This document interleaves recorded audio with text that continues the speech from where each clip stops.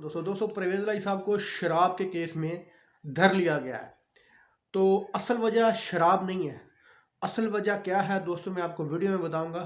नून league के अपने सहाफ़ी जिनके मुंह से कभी भी पीटीआई का या इमरान खान की कभी कोई तारीफ नहीं सुनी, उन्होंने जब भी पीटीआई या इमरान खान के खिलाफ बोला है, बुरा ही बोला है।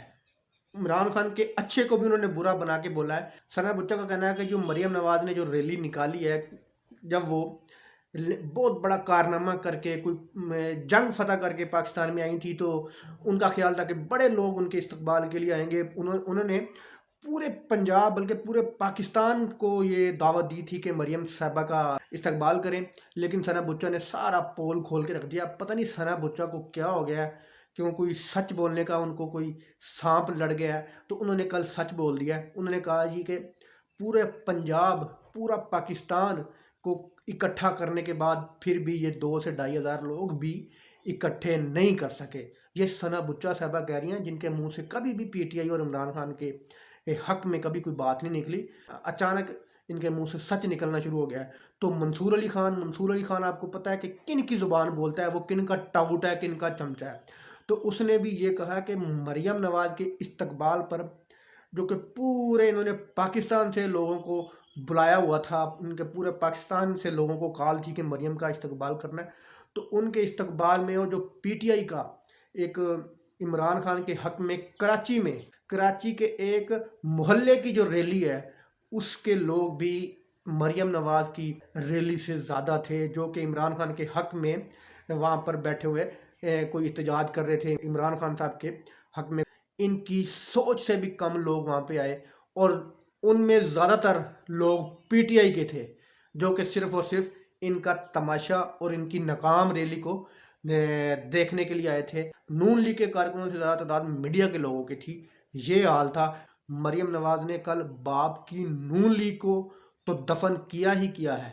उन्होंने पूरी पीडीएम का भी जनाजा कल निकाल दिया। मतलब पूरी 11 जमातों के लोग इस्तकबाल करने आए थे ना, वो कल पता चल गया कि 11 जमातें कितने के पानी में है। अगली खबर यह है कि जी चौधरी परवेज़ इलाही साहब को धर लिया गया है शराब के केस में। खबर यह है कि जी चौधरी परवेज़ इलाही साहब का गार्ड और जो ड्राइवर है, वो इस्लामाबाद में किसी जगह पे फिर रहे थे, तो वहाँ पर उनको गिरफ्तार कर लिया गया। मुकदमा ये बनाया गया है जी, उनके मुंह से मार कर या धमका कर ये बयान लिया गया है कि जनाब हम परवेज़ इलाही साहब के लिए शराब लेने के लिए इस्लामाबाद आए। तो परवेज़ इलाही साहब लाहौर में बैठे हैं, वो इस्लामाबाद में शराब लेने के लिए गए हुए थे जनाब। तो उन पकड़ने वालों से मेरा ये सवाल है कि जनाब ऐसी कौन सी शराब है जो कि सिर्फ इस्लामाबाद से मिलती है, वो लाहौर में नहीं मिल सकती। तो परवेज़ इलाही को ऐसा कौन सा शौक चढ़ा हुआ था कि उन्होंने पैसों की गठियाँ देकर अपने ड्राइवर और गनमैन को इस्लामाबाद में शराब लेने के लिए भेज दिया। तो ये प्लानर है ना, जो प्लानिंग करते हैं, यकीन माने इनकी प्लानिंग जाहिलों से भी बढ़कर ये प्लानिंग बनाते हैं। कोई जाहिल भी इनसे अच्छी प्लानिंग बना ले। तो असल वजह ये नहीं है। असल वजह यह है कि परवेज़ इलाही साहब को बारहा मना किया गया असम्बलियाँ तोड़ने से। अगर वो असम्बलियाँ ना तोड़ते तो उनके जो 4 वोट मिलने थे उनको, वो भी ना मिलते। मोनस इलाही और परवेज़ इलाही ने इमरान खान की बात मानी, इसलिए उन्होंने असम्बलियाँ तोड़ दी।